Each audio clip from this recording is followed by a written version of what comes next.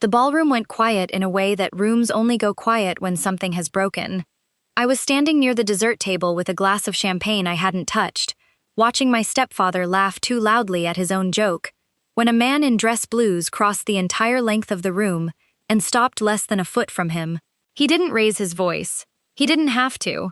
Every retired officer within 20 feet turned toward the sound of silence instead. The man reached out and touched the ribbon rack pinned to my stepfather's borrowed jacket. Touched it, the way you'd touch something you weren't sure was real. "Where?" he said. "Did you get this silver star?" My stepfather smiled the smile he always used when he thought he was the smartest person in a room. "Earned it," he said. "Fallujah, 04. The man's jaw tightened. Behind him, I saw people beginning to notice. Glasses lowering, conversations dying mid-sentence, a whole room turning its attention like a single body. "That's interesting," the man said quietly, "because I pinned this exact medal on a soldier's chest myself, and he's buried 40 miles from here." I remember thinking, in that strange suspended second, that I had waited 8 years for someone to say something like that. I just never imagined it would happen in a rented ballroom, over hors d'oeuvres, in front of 200 strangers who had loved my father in ways I was only beginning to understand. My name is Captain Ava Reyes. I'm 31 years old, an intelligence officer with 8 years in the Army, and until the night I'm about to tell you about, I thought I had already lived through the worst thing that was ever going to happen to my family. I was wrong. But none of this makes sense without my father, so let me back up. His name was Colonel Daniel Reyes. He served 26 years, most of it in Army Special Operations, though for a long stretch of my childhood I couldn't have told you what that meant, only that he left for months at a time and came home thinner, quieter, older than the calendar said he should be. He earned a Silver Star in 2004, during a house-clearing operation outside Fallujah, where he pulled 2 wounded soldiers out of a structure that was already collapsing around them. He never talked about it. I only knew the full story because his commanding officer told it at his funeral, standing at a podium with his hands shaking, trying to get through it without breaking down in front of 200 people. He also earned a Purple Heart, a Bronze Star with Valor, and a handful of service ribbons that meant less to strangers, but meant everything to him, because each one marked a chapter of a life he'd given almost entirely to other people. I used to think of them as a kind of language, a way my father could tell you who he was without ever having to say the words out loud. My mother, Carol, married him when she was 22, fresh out of nursing school, working nights at a hospital near the base where they met.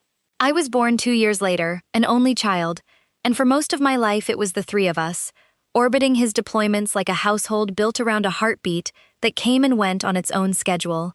When he was home, the whole house felt different, louder, warmer, like a radio finally tuned to the right station. When he wasn't, my mother kept his side of the bed made and his coffee mug in the same cupboard spot, and I used to sit in his study some afternoons and hold his medals, actually hold them, turn them over in my hands and read the tiny engravings, because it was the closest I could get to understanding a man who kept giving pieces of himself away to people he'd never let us meet. I remember one afternoon in particular, I must have been 10 or 11, when I asked him what the Silver Star felt like to wear. He was quiet for a long moment, longer than the question seemed to deserve, and then he said, "It doesn't feel like anything, sweetheart. It's not for me. It's so people remember 2 other men made it home." I didn't understand what he meant until years later, long after he was gone, when I finally understood that my father had never once thought of his medals as trophies. He thought of them as debts he was still paying off, one quiet year at a time. He died when I was 23, not in combat but from the slow unraveling that combat leaves behind in a body, a heart weakened by 2 decades of stress, blast exposure, sleepless nights, and the kind of exhaustion that doesn't show up on any medical chart. He collapsed in our driveway on a Tuesday morning, coming back from his usual run, and by the time the ambulance arrived, there was nothing left to save. I got the call at my duty station in Georgia, and don't remember most of the drive home. I remember my hands on the steering wheel, and very little else. At his funeral, an honor guard folded a flag into a tight triangle and placed it in my mother's hands, while a bugler played taps somewhere behind us, the sound thin and clean in the cold air. His medals were displayed in a shadow box beside the casket, the Silver Star at the center, flanked by the others. each one a small rectangle of ribbon that had cost him something I would never fully understand, no matter how many years I spent trying. Afterward, my mother gave the shadow box to me. "You're the one who used to sit with them," she said, pressing it into my hands. "You should be the one who keeps them." I kept that box on my dresser through 2 more duty stations, moving it carefully in bubble wrap every time the army sent me somewhere new. I joined the army partly because of him, though I never told anyone that outright, because it sounded too much like a movie, too neat a reason for a decision that big. I became an intelligence officer instead of infantry, which he would have found funny. The quiet Reyes, he used to call me, back when I was a kid who read too much and asked too many questions at the dinner table, questions he sometimes answered and mostly didn't. 3 years after he died, my mother remarried. His name was Roy Pruitt. I want to be fair to Roy, because for the first year or so, I genuinely tried to be. He worked in commercial real estate, drove a car nicer than anything my father ever owned, and had a way of filling a room with his voice that my mother, after years of quiet, dutiful waiting, seemed to find comforting rather than exhausting. He was kind to her in the ways that mattered day to day. He remembered her coffee order. He fixed the loose stair rail my father had never gotten around to. I'll give him that much, even now. But Roy had a problem that revealed itself slowly, the way water damage reveals itself slowly, in stains you don't notice until the ceiling's already rotted through above you. Roy needed to be the most impressive man in every room he walked into. He told stories that grew a little each time he told them, embellished at the edges until the version you heard in June bore only a passing resemblance to the one you'd heard at Christmas. He implied things about his college football career that a 5-minute phone call to the school could have quietly disproven. And more than once, at family dinners, I watched him try to insert himself into conversations about my father's service, as though marrying my mother had given him some kind of claim on a life he'd never lived. "Military family," he'd say, gesturing vaguely at himself, at my mother, at me, like grief was a uniform he could borrow whenever it suited him. I let it go, most of the time. My mother was happy, or something close enough to happy that I didn't want to be the one who dismantled it. Happiness had been scarce enough in our house in the years after my father died, that I told myself Roy's small exaggerations were harmless, the kind of thing insecure men do to feel bigger than they are. Then came the invitation, and everything I'd been quietly ignoring came due all at once. My father's old unit, the 3rd Battalion of the 75th Ranger Regiment, along with several attached support elements, was holding its 15-year reunion for the Fallujah deployment. Retired officers, surviving soldiers, Gold Star families, all of them gathering in one place for what the invitation called an evening of remembrance and reunion. My mother and I were invited as his family. It was going to be held at the Army-Navy Club downtown, a black-tie dinner with a keynote address from the general who had commanded the operation. I hadn't seen most of these men in over a decade, not since I was a teenager standing awkwardly at the edges of barbecues and change-of-command ceremonies.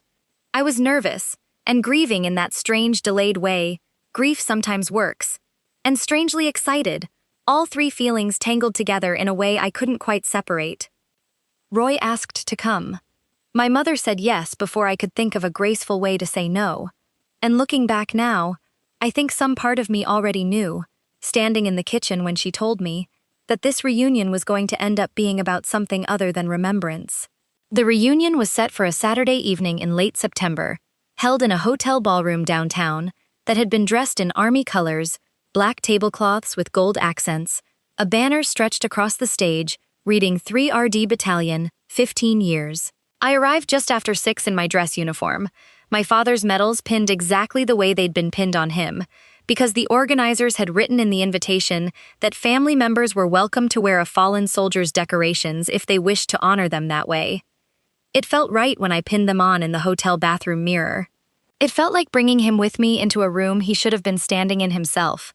My mother arrived about 20 minutes later on Roy's arm, both of them dressed for the evening, my mother in a deep green gown she hadn't worn since before my father's death. That's when I noticed something was wrong. Before either of them had even reached me across the room, Roy was wearing a dark navy dinner jacket and pinned to the left breast, arranged in a neat row exactly the way a serviceman would wear them, was a rack of ribbons and medals that had no business being anywhere near him. I stood there for a second, certain I was misreading the distance between us, certain my eyes were playing some trick born of nerves and low ballroom lighting. Then I got close enough to be sure, and my whole body went cold.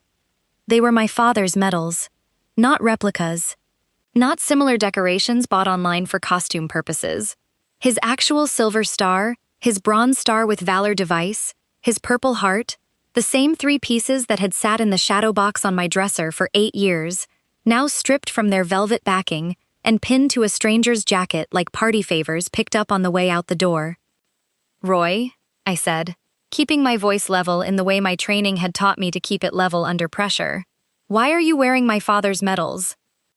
He looked down at his own chest like he was almost surprised to see them there, and then he smiled. That same smile from the hook of this story, the one that always meant he'd already decided he was in the right, and didn't much care what I thought about it. "Your mother said it would be nice," he said. "Family honoring family. Didn't think you'd mind." I looked at my mother. She had the expression of someone who had made a decision under quiet pressure a few hours earlier, and was only now, watching my face, beginning to understand how badly it had landed. "He asked me last week," she said quietly, her eyes not quite meeting mine. I thought it might mean something, all of us wearing a piece of him tonight, together. I wanted so badly to believe that was the whole story. I wanted to believe Roy had simply misunderstood a well-meaning gesture, that this was clumsiness rather than something worse. But as the evening went on, it became painfully clear he hadn't misunderstood anything at all. He understood exactly what those medals meant to the people in that room, and he had decided, deliberately, to borrow their weight for himself. By 7:30, a drink in hand, Roy had drifted toward a cluster of retired officers gathered near the bar, men in their 60s and 70s, with weathered faces and quiet, measured voices, the kind of men who don't ask loud questions, but notice everything. I watched from across the room, boxed in by a conversation with an old family friend I couldn't politely exit, as Roy began to talk, his voice carrying just a little louder than it needed to.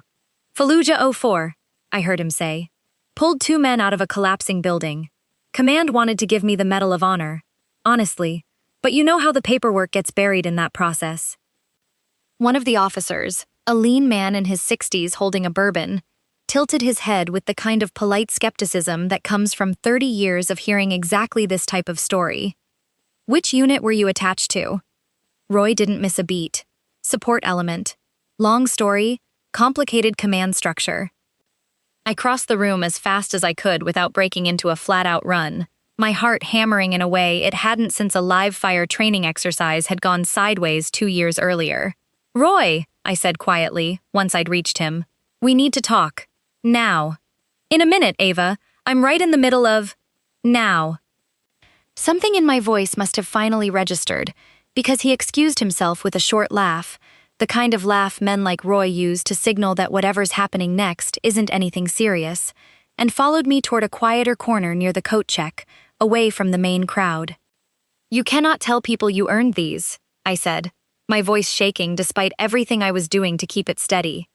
"These belong to him. He bled for these medals. Men are alive today because of what he did to earn that silver star, and you do not get to borrow his story because you like the way it sounds coming out of your mouth at a party." Roy's face changed then, the charm dropping away all at once into something colder, something I hadn't seen from him before that night. "You've spent your whole life on a pedestal for a man who was barely home," he said. "I've been there for your mother for 6 years, every single day. I think I've earned a little recognition too, Ava, whether you like it or not. Not like this, not wearing his medals. It's just a party. Nobody's checking paperwork at a party." He turned and walked back into the crowded room, before I could find the words to answer him, and I stood there in the coat check corner, shaking, with absolutely no idea what to do next, because the one person who would have known exactly how to handle this, the one man in the world I most wanted to call in that moment, had been dead for 8 years. So I did the only thing I could think to do. I pulled out my phone and texted the one man from my father's old unit I still kept in touch with, a sergeant major named Frank Delgado, who had served under my father for 3 years and once walked me down the aisle at a friend's wedding, joking that somebody had to handle the fatherly duties since Dad couldn't be there. I told him what was happening. I told him exactly where I was standing and what Roy was wearing. 3 minutes later, My phone buzzed once against my palm. Don't do anything. General Cross just walked in. He'll know those medals on sight. Watch what happens. I looked up across the ballroom, and there he was, filling the doorway the way certain men fill doorways. 3 stars gleaming on each shoulder under the chandelier light. The reckoning. I didn't know General Marcus Cross personally, but I knew the shape of him from years of my father's stories. One of the few men my father had ever spoken about, with something close to reverence in his voice. Cross had commanded the operation in Fallujah where my father earned his Silver Star. He'd been the one to write the recommendation, staying up 2 nights straight to get the paperwork exactly right, according to the story my father told once, late at night, more honestly than usual. He'd also been the one to pin the medal on my father's chest at a ceremony I attended at 8 years old, sitting stiff and proud in a folding chair in the 2nd row, my mother's hand tight around mine. I watched General Cross enter the ballroom in his dress uniform, and I watched the whole room quietly reorganize itself around him, the way rooms do around men who have spent a lifetime being obeyed without ever having to raise their voice for it. He shook hands, exchanged a few warm words with old friends near the entrance, and then, because the universe apparently wanted me to witness this in real time, his path crossed directly with Roy's on the far side of the dance floor. I moved closer. I couldn't help myself, even though every instinct told me to stay back and let this unfold on its own. General Cross's eyes went to the ribbon rack on Roy's jacket, the way a jeweler's eyes go to a stone under bad lighting, instantly, involuntarily assessing something that didn't look quite right. And then he stopped walking entirely, mid-stride, his whole body going still, in a way that made the 2 officers beside him fall silent as well. That's the moment from the very beginning of this story. That's when he crossed the room and asked the question, and Roy answered it wrong in front of everyone. Where did you get this Silver Star? Earned it. Fallujah, 04. That's interesting, because I pinned this exact medal on a soldier's chest myself, and he's buried 40 miles from here. The room, which had been a low hum of conversation and clinking glasses and a string quartet playing somewhere near the stage, went silent in stages, spreading outward from the 2 of them like ripples from a stone dropped into still water. I watched people near the bar turn their heads. I watched a waiter freeze mid-step with a tray of champagne balanced on one hand. Roy tried to recover, forcing a small laugh into his voice. General, I think there's some confusion here. There's no confusion. Cross's voice hadn't risen at all. It didn't need to. Command, I was learning, doesn't require volume, only certainty. I know this medal because I know the man who earned it, Colonel Daniel Reyes. I served alongside him for 11 years. I was there when this was pinned to his chest in a ceremony outside Baghdad, and I was there, 8 years ago, when it was displayed beside a folded flag at his funeral. He turned, scanning the crowd, and his eyes landed on me across the room. Captain Reyes, is this man wearing your father's medals? Every head in the ballroom turned toward me at once. I felt my mother's hand find my arm from somewhere beside me, gripping it hard, though I couldn't tell if she was steadying herself or steadying me. Yes, sir, I said, my voice somehow steady despite everything happening inside my chest. They belong to my father. I don't know how he got them off my dresser tonight, but they are not his to wear, and I never gave anyone permission to take them. Cross nodded once, slowly, and I watched something shift in his posture, the particular shift of a commander who has just decided on a course of action and isn't going to waver from it. Under the Stolen Valor Act of 2013, he said, his voice pitched now to carry clearly across the whole ballroom. It is a federal offense to fraudulently claim, with the intent to obtain money, property, or any other tangible benefit, that you have been awarded a decoration for valor you did not earn. I'd say a room full of witnesses, a woman's trust, and a silver star pinned to your chest that belongs to a dead soldier checks more than one of those boxes tonight. I wasn't trying to obtain anything, Roy said, and for the first time all evening his voice actually shook. You were standing in a room full of decorated combat veterans, taking credit for another man's blood, in front of his widow and his daughter, at an event held specifically to honor the men who didn't come home the same way they left. Cross's voice hardened another degree, and I felt the entire room lean in without moving an inch. I'd call that obtaining respect you never earned a single day of your life. That's a benefit, Mr. Pruitt, and I've spent 38 years making sure the men who actually paid for that respect get to keep it. He turned briefly to a young captain standing near the ballroom entrance, his aide, I'd learn later, and said something too quiet for the rest of us to catch. The captain nodded and disappeared toward the front desk without a word. "Mr. Pruitt," Cross said, turning back, "you're going to take that medal off right now in front of every single person who just watched you claim it. And then this family is going to decide what happens next. Whether that's a quiet conversation tonight or a formal report to the Army's Criminal Investigation Division tomorrow morning. Either way, you are not spending another minute in this room wearing something you didn't earn." The ballroom was so quiet I could hear the ice shifting in someone's glass 3 tables away, and somewhere further off, the faint hum of the air conditioning kicking on. Roy's hands trembled visibly as he reached up and unpinned the silver star, then the bronze star, then the purple heart, setting each one down on the white linen tablecloth beside him, like they had suddenly become too heavy for his hands to hold a second longer. My mother let go of my arm and stepped forward, not toward Roy, but toward the medals sitting on the table. She picked them up herself, cradling all 3 in both palms the way she used to cradle the folded flag on the mantel, and looked at her husband with an expression I had never once seen on her face in 6 years of marriage. It wasn't anger exactly, it was recognition. The recognition of someone finally seeing, in full and unforgiving light, something she'd only ever glimpsed before, in shadow and half-truths. "Roy," she said quietly, her voice carrying further than she probably meant it to, "get your coat." He left. Nobody stopped him on his way out. Nobody said goodbye, and nobody offered to walk him to his car. General Cross turned to me afterward, once the room had begun, slowly, to exhale and return to its low hum of conversation. For the first time all night, his voice softened into something almost gentle. "Your father would be proud of you tonight, Captain," he said. "Not for what just happened here, for how you handled every part of it before I even walked through that door." The weeks that followed moved faster than I ever expected they would. My mother filed for divorce within 10 days of the reunion. She didn't hesitate, and she didn't ask me for advice on it, which told me she'd probably been sitting on doubts about Roy for far longer than either of us had ever said out loud to each other. The reunion had simply been the moment those doubts became impossible to keep unseen. Impossible to explain away as harmless embellishment anymore. General Cross, true to his word that night, didn't let the matter end quietly with an embarrassing exit from a ballroom. He passed the incident along to the Army's Criminal Investigation Division as a formal report, attaching statements from a dozen witnesses, myself included, along with photographs several guests had taken before anyone realized what they were documenting. Roy had never served in the military, so the stolen valor charge that eventually followed wasn't about a fabricated service record in the traditional sense.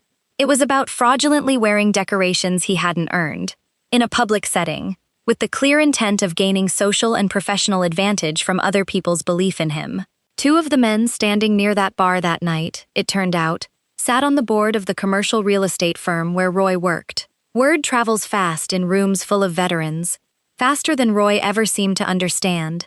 He lost his job within a month of the reunion, quietly let go under a vague explanation about restructuring that fooled absolutely no one who'd been in that ballroom. The federal charge, once it was formally filed a few months later, effectively ended any chance Roy had of rebuilding his reputation in that industry, or in that city at all. He eventually accepted a plea deal that included a fine just over $8,000, 100 hours of community service, and a permanent record that will follow him through every background check for the rest of his life, whether he applies for a new job or simply tries to rent an apartment somewhere new. My mother told me later that she felt almost nothing when she heard the final terms of the deal. Not satisfaction, not relief, just a kind of tired quiet she said she hadn't felt in years. She kept the house. She sold the car Roy had loved so visibly, the one he used to mention in almost every conversation with new people, and used part of the money to set up a small scholarship in my father's name at the community college near where we grew up. A modest fund of $1,000 a year for a veteran's child pursuing a degree in any field they choose. She told me she wanted something good to come out of the worst night of her second marriage, something that would outlast the whole ugly episode, and I think that's exactly what she managed to build with it. As for me, the Army moved quickly too, though not in a way I ever expected. General Cross requested me by name for a position on his own staff 8 months after the reunion, an intelligence liaison role that came bundled with a promotion board recommendation I hadn't even known was being considered. When I finally worked up the nerve to ask him why, during my first week in the new posting, sitting across from him in an office that still smelled faintly of fresh paint, he told me it wasn't really about the reunion at all. "I watched how you handled yourself in that room before I ever walked in," he said, leaning back in his chair. "Calm, controlled. You didn't make a scene, and you didn't back down either. That's exactly the kind of officer I want on my staff, Captain." Then he paused and added, quieter, almost to himself, "And your father would never let me hear the end of it if I passed you over." I made major 18 months later. The promotion ceremony itself was small, nothing like the grandeur of the reunion ballroom. Just my unit and my mother gathered in a conference room with fluorescent lighting and lukewarm coffee in paper cups. But my mother brought something with her that day. Something she'd had specially made in the months after the divorce was finalized. A new shadow box, larger than the one that used to sit on my dresser, with a second frame built quietly into the glass beside my father's medals. Inside that second frame is a photograph I didn't even know existed until she handed it to me that afternoon. My father, 26 years old, sitting on a stack of sandbags somewhere outside Fallujah, with a cigarette he never actually smoked, laughing at something happening just outside the frame of the picture. General Cross had taken the photo himself, more than 20 years earlier, and had kept it tucked away in a box of old deployment photographs he rarely opened. When my mother reached out to him after the divorce was finalized, thanking him again for what he'd done that night, he mailed her the original print, along with a short handwritten note that read simply, "He should be remembered laughing too, not just for what he sacrificed." That shadow box sits on a shelf in my quarters now, right where I see it every single morning before I leave for work. Some mornings I still reach out and touch the glass over the silver star, the way I used to touch the actual metal as a kid, back when I believed that holding something close enough could somehow keep a person from ever really leaving you behind. I know now that it can't. Nothing can do that. But it can keep the story straight, and it can make sure the right people carry it forward. And after everything that happened that year, I've come to believe that's the part that matters most of all. My mother still comes by on Sundays sometimes, and she always pauses in front of that shelf before she says a word to me, just for a second, like she's checking that everything's still where it belongs. It always is. I've made sure of that. If this story hit you the way it hit me, putting it into words, I want you to do something for me before you go anywhere else today. Scroll down to the comments and leave just one word, the word that this story means to you the most. Honor, truth, family. Whatever comes to mind first, that's the one I want to see under this video. Because here's the thing about stories like this one. They're never really about the medals themselves, or the ballroom, or even the man who tried to steal something that never belonged to him in the first place. They're about what we owe the people who gave us everything they had, and how far we're willing to go to protect their memory when someone else tries to take it and wear it as their own. Captain Ava Reyes didn't raise her voice that night, not once, not even when she had every reason to. She just held the line, quietly and completely, until the right person happened to walk through that door. And I think that's a lesson worth carrying with you long after this video ends, and you've moved on to whatever comes next in your day. And if this story reminded you that the people we've lost deserve to be remembered honestly, exactly as they were, subscribe. I'll see you there.